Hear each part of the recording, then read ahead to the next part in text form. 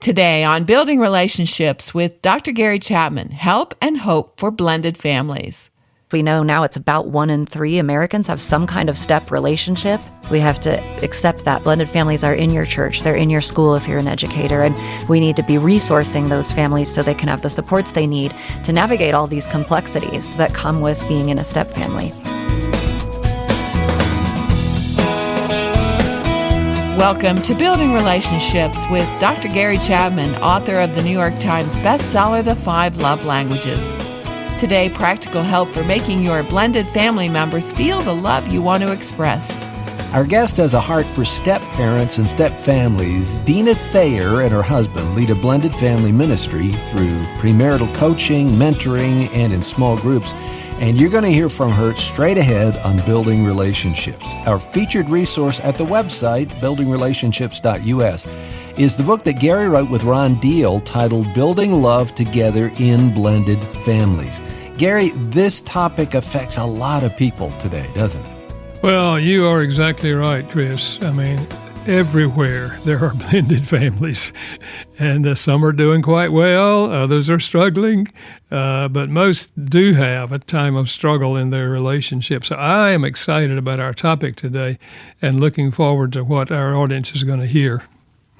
Well, let's welcome our guest, Dr. Deana Thayer. She's a speaker, podcaster, and author with more than 2 decades of experience with marriage and parenting issues. She originally served as a doula and childbirth educator before moving into parent coaching and podcasting. She holds a doctorate in educational leadership. For the past decade, Deana and her husband, Scott, have drawn on their step family experience to assist blended families. She and Scott live in Colorado Springs and have 5 young adult children. The featured resource, again, is Building Love Together in Blended Families, the 5 Love Languages and Becoming Step Family Smart. Find out more at buildingrelationships.us. Well, Deana, welcome to Building Relationships. Well, thank you so much for having me. I'm delighted to speak with you today about such an important topic. Well, Chris mentioned that you were a doula and childbirth educator. Did those experiences prepare you for what you're doing today? Absolutely, Gary. And the reason is I loved that work. Don't get me wrong. It's so special to prepare families for entering into parenthood and even being there on the day when their child is born. I loved that work, but I became a little disenchanted with the idea that I was helping them until the day the baby was born and then dropped off. And I thought, parents need support long after the birthing day. And the real work often actually starts then. And it's a little bit, I think, analogous to how we treat marriage. There's so much prep for the wedding. And while that is an important day, if you aren't doing the work to prepare for your marriage, you're really missing the boat. And so that's when I kind of caught the fire for educating parents and caring so much about that. And of course, being in a step family, educating blended families as well. And that's what led me to pursue my doctoral work and to continue in the ministry that Scott and I share. You triggered a memory in my own life because my wife and I had 1 hour with the pastor who married us. And that was mostly talking about the wedding. Wow. I never heard the term premarital counseling, and we never had any. Wow. And that's probably why we had real struggles in the early days of our marriage. So, I hear exactly what you're saying. Well, now, I also saw that you specialize in sleep consulting. Tell me more about that. Yes. So that also came out of my work with expectant and new parents. And one of the early struggles that many parents have is feeling super bleary-eyed because they're up all night dealing with a baby. And through some research and work with families, I stepped into helping with infant sleep, which of course in turn helps the adults get some sleep. And that has been a really rewarding piece of what I get to do as I help parents is help them get some shut-eye, because I'll tell you, at least for myself, if I don't get enough sleep, I am unpleasant. I don't even want to be around myself. So it was really rewarding to get to help teach some strategies about helping a baby learn circadian rhythms and night and day and bring some gentle routine to the newborn which of course in turn helps the whole family get some rest. So it's a lot of fun. I can imagine a lot of parents right now are saying, yes, yes, yes, I would like help in that. So now, share your blended family journey. Tell us how you and Scott met and how you felt that you were meant for each other. Give us your story. Yes. So with so many people meeting online nowadays, we actually are in the minority maybe in that we actually met kind of the old-fashioned way. We met through a mutual friend. And what was really special about that is that she watched each of us separately for about a year before even telling us about each other. She really wanted to make sure, hey, if I introduce them, I want to be thoughtful that this is a good fit. And what I love about our story is that it's, in my mind, just such a beautiful picture of the gospel. Christ redeems a sinful and broken world. He is the author of bringing beauty from ashes. And I just see that in our love story, because what God did here is he took the worst parts of each of our divorces, and that actually is how we met. So for me, I was a stay-at-home, homeschooling mom. I loved that. And my divorce necessitated a return to the workforce. That is actually where I met this mutual friend, was at that job. For Scott, the biggest challenge, he would say, by and large, was having to leave the family home and rent a townhouse. And he talks about some of the challenging first days where he and his children are eating takeout pizza on the floor because they didn't even have furniture yet. But lo and behold, in that townhome complex, that's where he met our mutual friend. And so it's so beautiful to me that the hardest parts for each of us are what actually ended up bringing us together. And then there was a little technology involved because our mutual friend let us log into Facebook as her so that we could Facebook stalk each other a little bit and see some photos and things like that. And then eventually we started communicating. But it's really a fun story of just what God did, reaching down into the deepest valley for each of us and saying, here's how I'm going to connect you with another chance at love. So I love what God did there. I think he's such a gentleman. I think when we look back on those things, we can really see the hand of God. There's a lot of details there that you all could not have controlled, right? Absolutely not. Now, what happened on your wedding day that became part of your premarital coaching with other couples? Yes. So this blindsided us actually a little bit. We were pretty uneducated ourselves, and we've made plenty of mistakes, which is why we do the work we do. We hope other people will not repeat our mistakes. But what happened is our wedding day, and this is true for children in blended families, often the wedding is the day that seals the deal, so to speak. If you've got kids who are old enough to maybe be hoping that mom and dad will get back together, well, a wedding to someone else is the nail in the coffin, so to speak, that's not happening. Or if a parent has passed away, that remarriage really brings up a lot of feelings for the children about, are we replacing mom? What's happening here? What's going to be my place here? And so there's this resurgence actually of grief. And so on our wedding day, all 5 of our kids at various points cried. And what we chose to do, and it was a little unconventional, but now we're super glad, is we actually have photos of our kids crying in our wedding album. And so now as we coach with premarital step couples and even blended families, we talk a lot about leaving room for the hard feelings, not only on the wedding day, but into the blended family journey, because this is a combo pack of emotions. Even well-meaning kids who want their parents to be happy also are probably having some sadness and that rearing its head of grief and loss and those things. And so it really informed how we talk about that, even though in the moment it surprised us that we had intermingled with this joy. We had sadness, and we just wanted to honor that for our kids and make space for it. And that's why it's even in the photo album. Deana, what you just said, that story about your kids and their emotions really is echoed by Ron Deal, because he says, however your blended family came together, there is loss there. right? Absolutely. That he talks about, we love that Ron says all blended families are born out of loss. And there's really truth to that. There's either been a death or a divorce or a relationship that didn't go the distance. And so there's pain there. And again, this is what our God is in the business of doing, is taking pain and showing the redemptive pieces that can happen. He knows how to Romans 8:28 anything. And we just think blended families are a beautiful picture of that. But you're exactly right. The children are often behind the adults in their grief process, and we need to make room for that. Deana, let's talk about couples who are dating and getting serious. Can you give us some of the pitfalls that dating step couples should be aware of as they look to the possibility of coming together as a family? Yes, I think there's a couple that are really prevalent and worth mentioning. And the first is just paying attention to pacing. As a couple who's maybe falling in love and feeling so grateful at this second chance at a godly and healthy marriage, it can be tempting to want to just plow ahead and maybe rush in a little bit without that sensitivity to the kids that we were just talking about a moment ago, and recognizing that they're probably behind you. They're going to need some time to get on the bus and get used to what's happening here.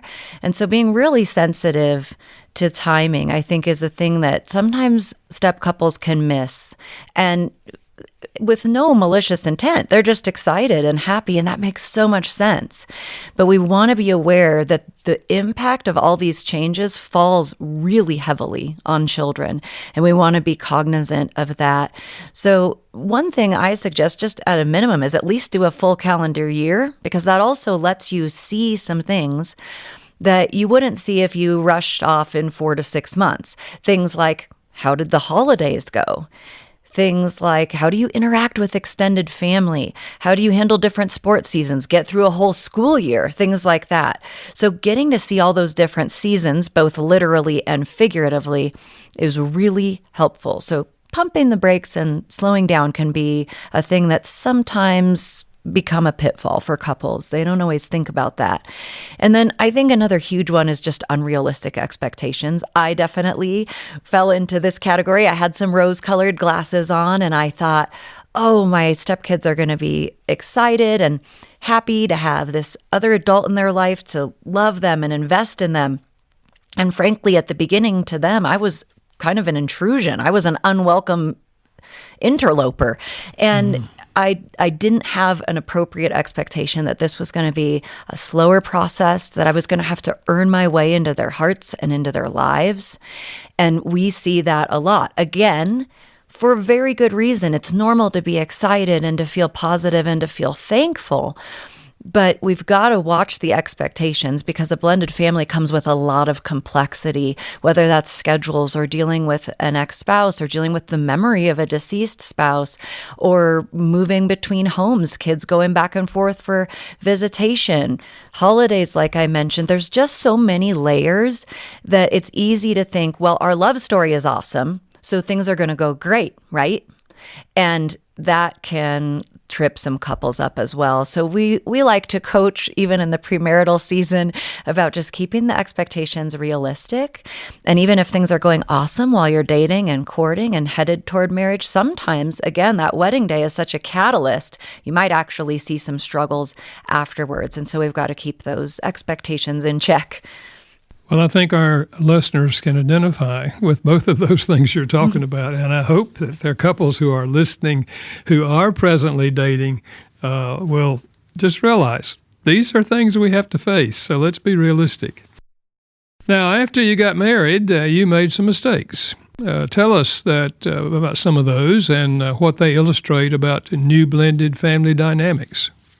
Sure. Well, I'll own, as I was just sharing, I didn't do as great with the expectations around pacing. And Ron talks about letting the kids set the pace for that step-parent, step-child dyad relationship. I just was terrible at that. I was so excited. I was like a bull in a china shop. I was ready to hang out with my stepkids. I was inviting them even to spend time with me one-on-one. I thought for sure they're going to want to go to lunch with me or go shopping. My stepdaughters are going to want to go shopping with me. no, they were not ready for one-on-one time with someone, frankly, they didn't know very well. And so even though my heart was in the right place, and these were well-intentioned invitations, it just went over very poorly. And that was a mistake I made, and I had to back off. It didn't mean I didn't keep reaching out. I had to keep trying once in a while. But I didn't invite as often, because the other thing Scott wisely said to me was, you don't have to continually set yourself up to be rejected either. You do want to keep leaning into my kids, and I appreciate that. But hearing no and getting your feelings hurt over and over also isn't a healthy start for our blend.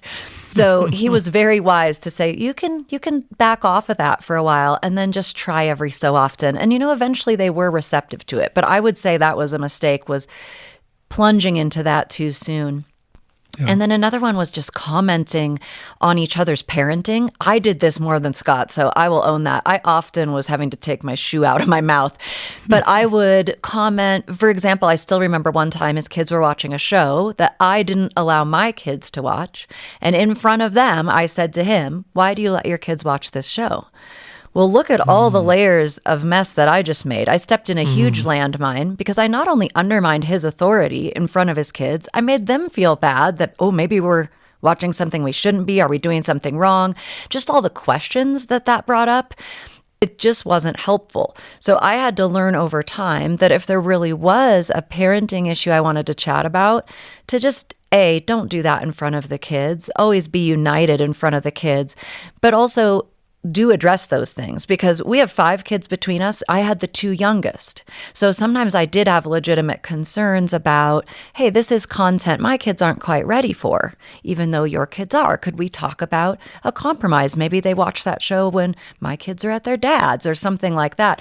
It doesn't mean not addressing the issues, but my way of going about it early was not grace-filled towards Scott or his children. And I had to learn that over time.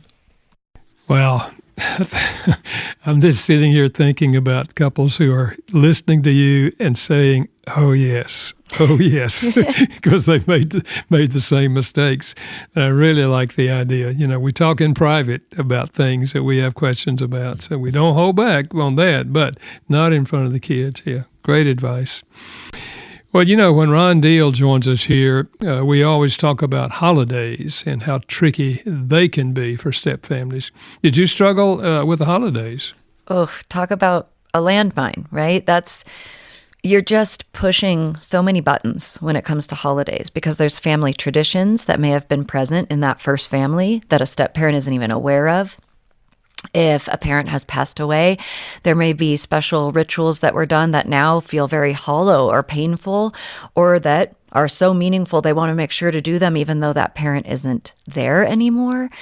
There's just a lot. And yes, I would say Scott and I struggled, and it seems so silly now when we look back on it, but we just didn't talk about it enough in advance. And so the thing that we didn't talk about was how we opened gifts. And who knew that this could be such a pivotal issue, but it was. Scott's children were very used to taking turns and one child opening one gift at a time while they watched the gift opener and celebrated with them and then moved on. And in my years as a single mom, my kids didn't get a lot of gifts. I couldn't afford it. So it was like free for all. Christmas morning, you only have a few things, so tear into them and enjoy. We got to Christmas morning, our first Christmas where we had all the kids, and you can imagine the confusion. My kids are looking at his kids thinking, what are they doing? Why are they waiting? And why has only one person got something? And his kids are looking at my kids and going, what is happening? They're just tearing into things. And Scott and I are looking at each other and thinking, oh, wow, we've really done it. And so it was a very messy Christmas morning, and not just because there was wrapping paper on the floor. We had to kind of wade through it almost in the moment, which was really uncomfortable. We did talk through it, and we ended up actually choosing to do it Scott's way, partly because his kids were older, had had that tradition longer. They were more attached to it. And so it just made sense to defer to them. But wow, what a disaster. I mean, we really, and I have an undergraduate degree in communication. I was thinking, come on, why didn't we communicate about this? But just one of those things we didn't think. Surely everybody opens gifts the same way. Well, no, apparently not. Yeah. I'm identifying with everything you're saying today. One of the big struggles in a blended family is prioritizing the marriage. So what do you say to new step couples about that issue? Yes, this becomes extra important in blended families because, as I was talking about earlier, that early joy at the prospect of the new relationship can really provide a lovely foundation for weathering the challenges that come your way. So you've got to be cultivating that. And in a blended family, that can sometimes be more challenging because you've got kids coming and going, and parents have really strong feelings about being with their children when they're in their home. So if there is a two-household family, for example, and children are going back and forth, when my kids are with me, I don't want to go on a date night. I want to be with them because I don't have them all the time. So that's what is a little different, right, than an intact first marriage.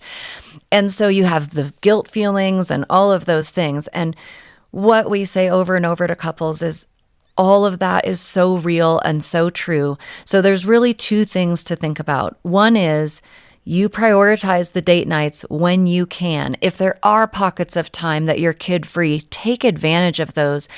And if that's not the case, maybe a parent has passed away, so you have those kids all the time, or there's been a custody situation where your kids are always with you, then what we've got to do is be thinking outside the box. Does a date have to mean leaving the home? Could you put the kids to bed and then have romantic candlelight dinner afterwards? They have their chicken nuggets, you have a nice dinner later. Or leftover chicken nuggets could be nice by candlelight. Who knows? But it's a lot about getting creative with blended families because they don't always have that luxury of kid-free time, like I said, or might feel reluctant to want to get a sitter or something if they only have their kiddos a few days per week, for instance. So it's so critical, though, that we're cultivating that. Also, this is how we love our children well. They've already been through a relationship breakup or a death, and they need to see a solid marriage. That's a way we love them, is by taking care of our lateral relationship as a couple. Yeah. Are there resources available for couples who want to make sure to keep their marriage strong, as they blend? Absolutely. I mean, there are, of course, lots of great books. There's downloadable resources. There's websites. I do want to at least mention one article I wrote here at Focus on the Family about marriage and prioritizing that and how to get creative with dates and even getaways. And it's called Marriage Getaways for the couple who can't get away. If you just go to focusonthefamily.com/marriage, you can search for it there. Just even type in the word getaway, it'll pop right up. But it gives some really nice ideas for even dates in the home, ways to do, hey, maybe we can't afford flights, but getting away as a couple is important to us. Could we plan a road trip? So there's just some creative out-of-the-box ideas in that article that might be helpful. So again, focusonthefamily.com/marriage. Can I ask a global question of Sure. Deana? What is success for a blended family? Because you talked about the expectations and you want to lower those expectations. And I think a lot of people, for our family, I think if everything runs smoothly and there's no conflict and everybody's car is running right, or you're getting good grades and all that. But for a blended family, can you just give me a vision for success? I think there's a few, and I think some of it depends on what's going to be realistic in our situation. So we all know, I love the scripture in Romans about as far as it depends on you, live at peace with everyone. And I think sometimes in a blend, we need to be realistic that it is going to be up to us. It may not be possible to be friendly or even civil with your ex-spouse, but are you doing what you need to do? Are you being a good model of kindness and grace? And sometimes that is the success, is just knowing you're honoring God and how you're trying to interact with these family members. I think you're exactly right, Chris. If we look for success means everyone finally feels like a family and they call you mom and dad and nobody uses the word step anymore, we're probably aiming at the wrong thing. But if we can get a picture of how do we love well and go the distance. I think a lot of success in a blended family actually looks more like persistence, looks more like patience, looks more like, hey, we stick with it even when it is hard. I love these stepkids even when they aren't ready to reciprocate. I love my spouse well, even though we haven't had a date in a few weeks. It's that persistence piece that matters so much. And we're also reminded of that in Scripture, that perseverance develops character. And that is a huge piece of step-family success, is do you stay the course even when the going gets tough? And when the going does get tough, that might be the very place where God shows up and you gain the kind of cohesion that you're looking for because you stuck with it, right? Oh, often that's when God shows up. And I always say, too, be careful what you pray for, because our first big family vacation as a whole family of 7, we prayed that it would provide a bonding experience. And we went to the Caribbean not knowing it was hurricane season. And we ended up with this incredible tropical storm. And, we were stuck in the hotel room for a few days playing Monopoly. And God answered that prayer, just not in the way we expected. We did bond. We weren't doing the things we thought we'd be doing, but it really elevated our closeness. And now it's a memory, of course, that we can look back on and laugh at. It wasn't too cute at the time, I'll admit. We weren't thrilled with the sideways rain when we were trying to be on vacation. But he shows up in those hard moments, even in that disappointment of, wow, this isn't what we were expecting on vacation. But it elevated our family to the next level actually very quickly because we were having that forced togetherness. We couldn't have predicted that. That's the Lord.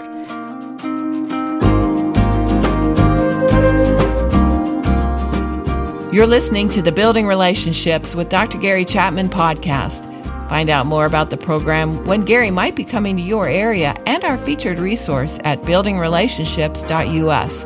Our guest today is step family expert Deana Thayer, and our featured resource is the book by Dr. Chapman and Ron Deal, Building Love Together in Blended Families. Just go to buildingrelationships.us to find out more.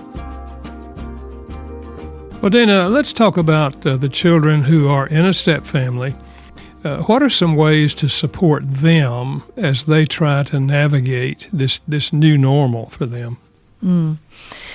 My favorite combination for parents and step-parents alike is to lean into validation and what I call compassionate curiosity.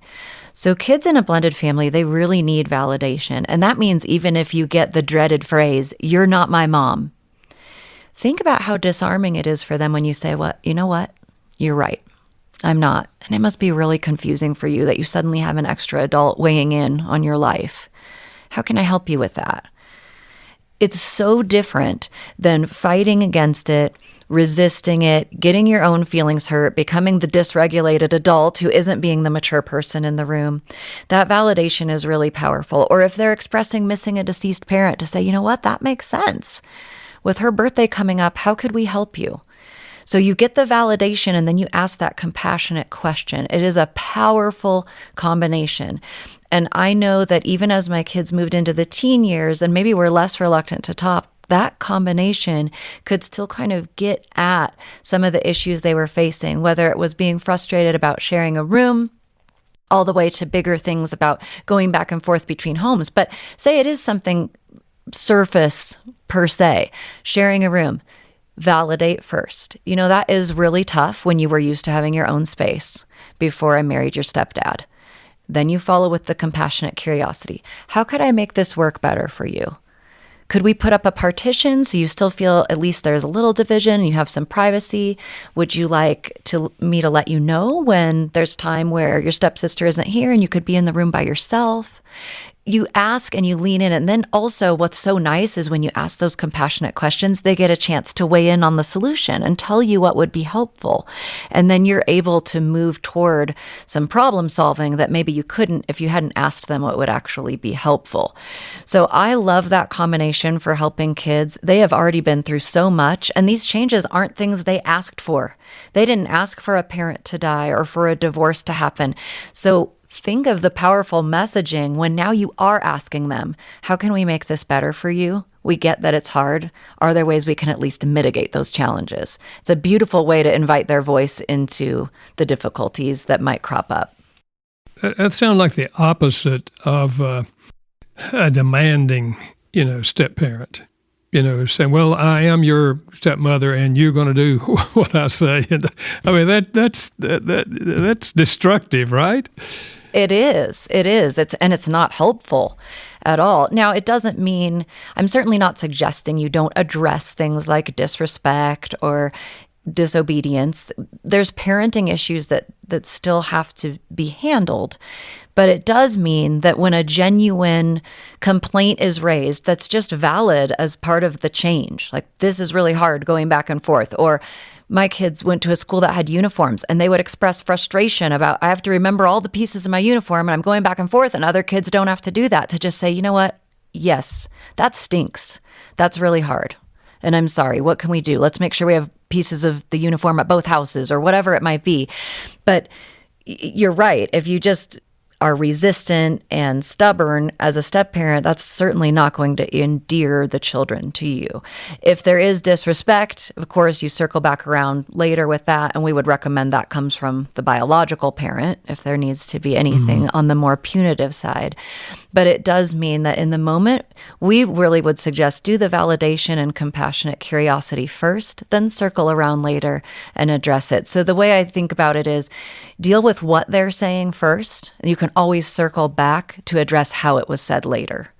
But get to what you're hearing from them. Are they missing a parent? Are they sad about something that's changed in their life? Are they struggling? Get underneath and address that. And then you can talk later about, the way you spoke to your stepdad wasn't okay, and we need to talk about that. Yeah. Yeah. Man, Deana, that is so helpful. So what are some of the unique challenges that step families face that other families don't have to deal with? Give us a few of those challenges and how to handle them. Yes, I will just give you a few because certainly there's a laundry list. But I would say a big one that we do know and that is top of mind is schedules. Schedules really can make bonding difficult in a blended family, especially if you don't have all the children together very often. And this is why we talk about, and Ron talks extensively about this, why it takes so long for bonding to occur. We know that the research says it's about 5 to 7 years for a step family to really gel and for people to feel like they understand their role in the family and all of that. And that's because you're not together all the time in the same way as a family, an intact first marriage, for instance. You might have 5 kids one day and only 2 the next. That was the case in our house. So you've really got to capitalize on those times when you are all together, because those schedules make things tricky. Schedules also complicate holidays, because there could be a holiday that comes up where you don't have your children at all. And you have to navigate your own feelings about, wow, we've got this tree here and there's gifts under it and the kids aren't here to open them. And that can feel sad. In fact, Scott and I did terrible our first kid-free Christmas. We ended up, I think, eating food out of like a grocery store deli, weird fried chicken. I don't know. It was bad. We didn't have a plan for how to handle our own feelings about missing our kids so acutely at a special holiday. So schedules are a big one. Another one that is interesting is finances, because sometimes if you've been a single parent for a while, I certainly felt this, I kind of looked forward to, I'm going to have a husband who has a good job and it's going to help things. And then I wasn't taking into account, but you're going to have a family of 7 with 5 kids in sports and activities. And if you think you're suddenly going up some income tax brackets, you might have an unpleasant surprise. So again, that was an unrealistic expectation. But being aware that there's complexity around that too, because there may be child support.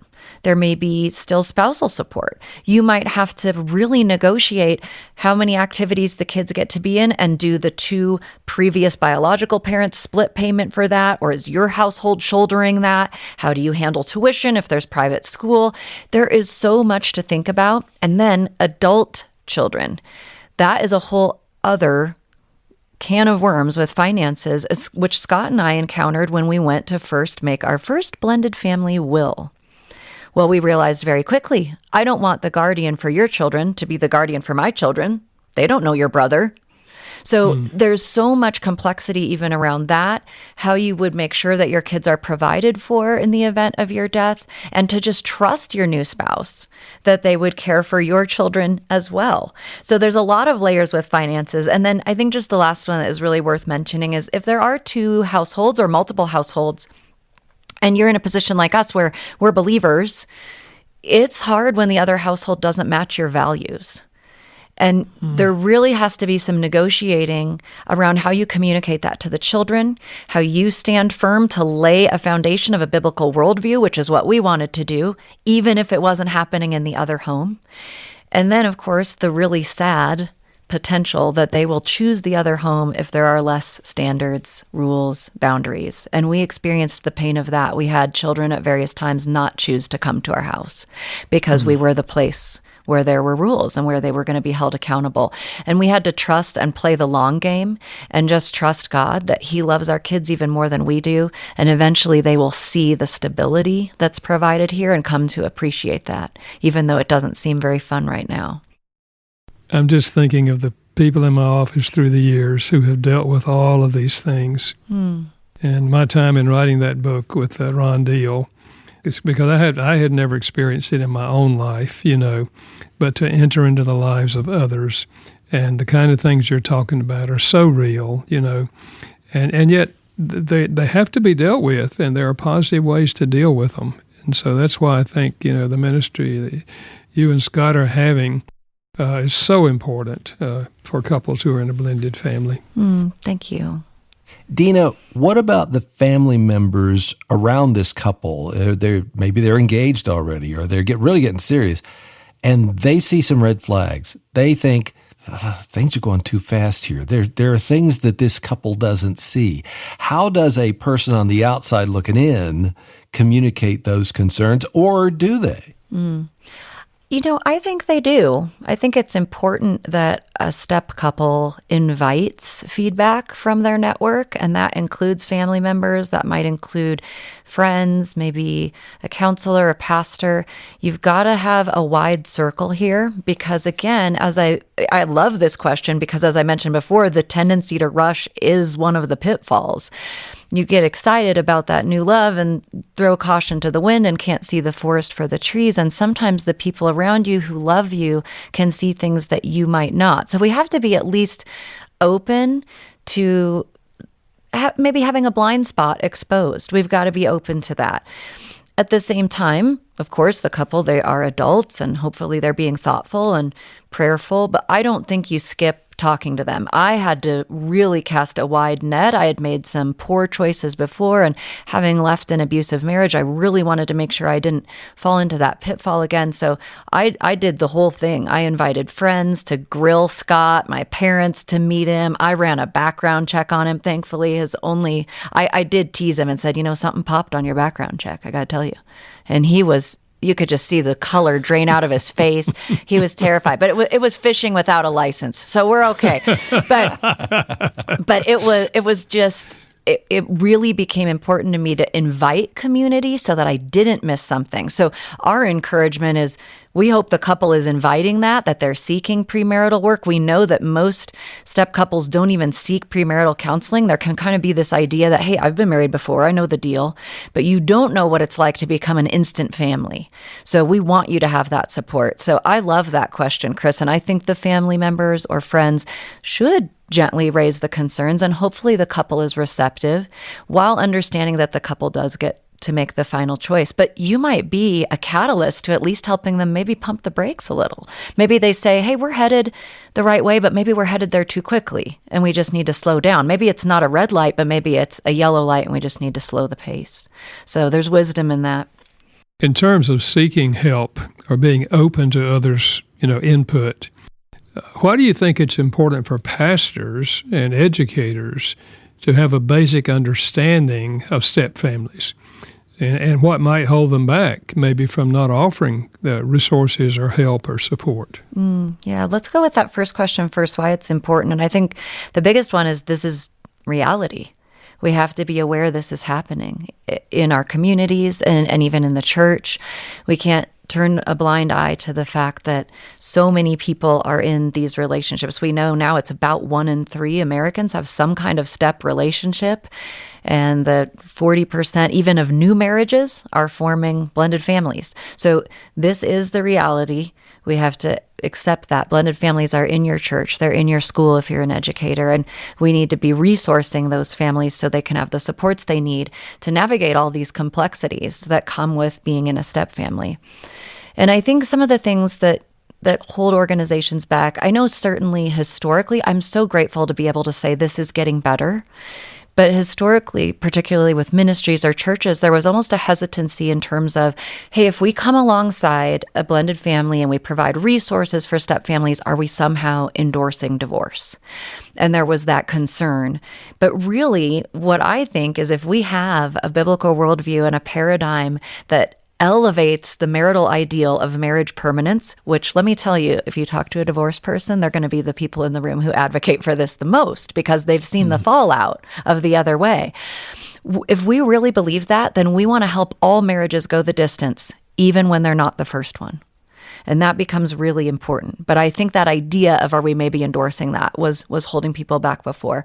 And that's getting better, and I'm thankful. But I think another one is just feeling ill-equipped themselves or having some imposter syndrome or feeling like, hey, I don't as a pastor or a teacher or a counselor have the resources to pass along to these families. So I don't feel very well equipped to help them.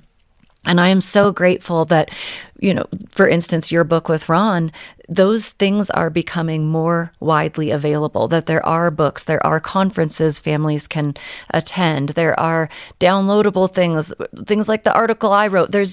I'm so grateful that resources are becoming more available, and we encourage church leaders, educators to avail themselves of those so they can pass them along to families who might need support and not let that be a barrier. Because you don't have to be anything fancy. Scott and I aren't anything fancy. We're not therapists. We're not any kind of expert. We're just in the trenches with you. We're living this as a step family, and we just want to help and walk alongside. And really, that's mostly what it takes, is just that willing heart and a desire to be a support. Yeah. That's what motivated me to join with Ron Deal in writing that book, building love together in blended families, because Ron had been working in this field for a long time, as you well know. Yes. And, of course, the 5 love languages had become very popular. And we realized, whether it's a first marriage or whether it's a blended family, everybody needs to feel loved, by the significant people in their lives. So helping blended families, the parents, to recognize that every child has a primary love language, and you learn that primary love language and you speak it. But also in a blended family, as you were saying earlier, you have to take gradual steps.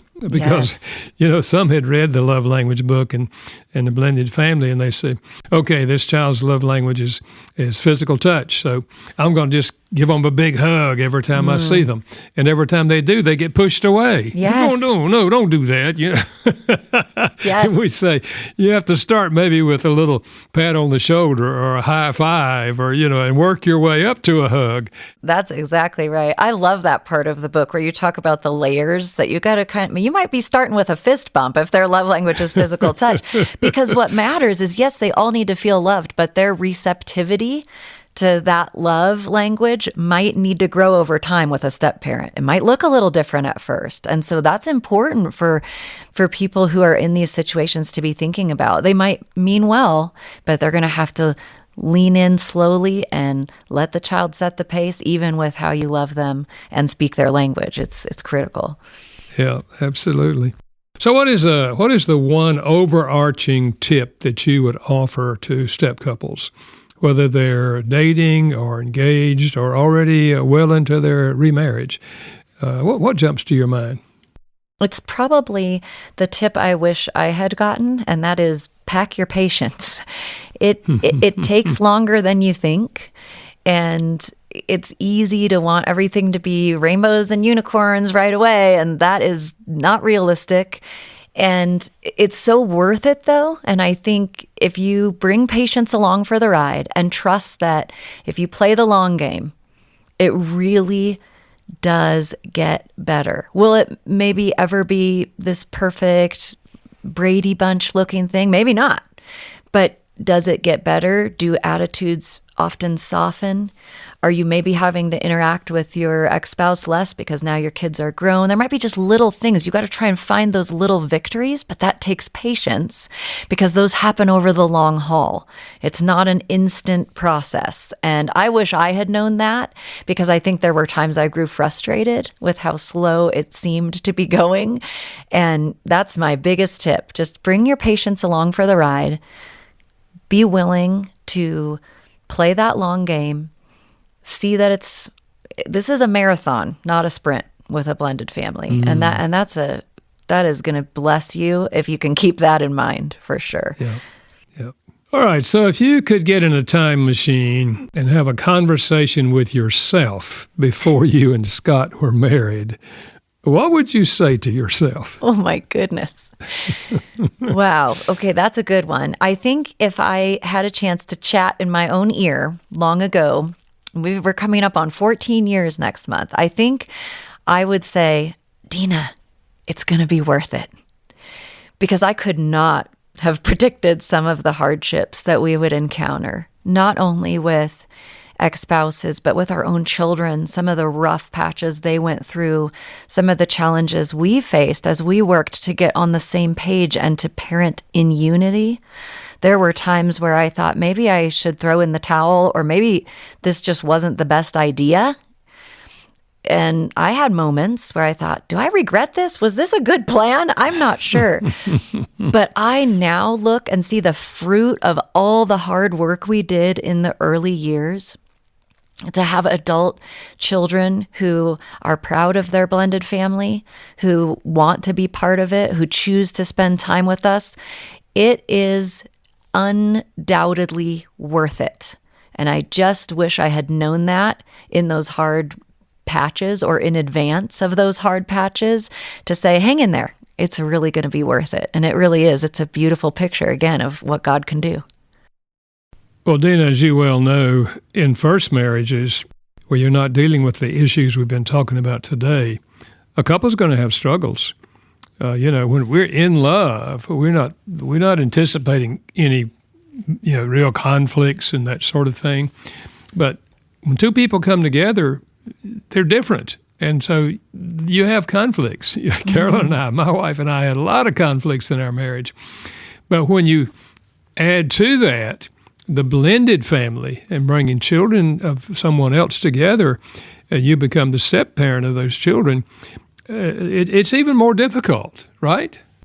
It is. I think you don't always take into account what instant family really will mean and all the layers that holds and all the extra people you get too, right? You get kids, certainly, but now you possibly have another parent in another household. Maybe they've also remarried, so there's another step-parent. There's multiple sets of grandparents. You've got extended family, and you have to try to explain to them how you'd like them to interact with your new family. You have possibly legal personnel still involved.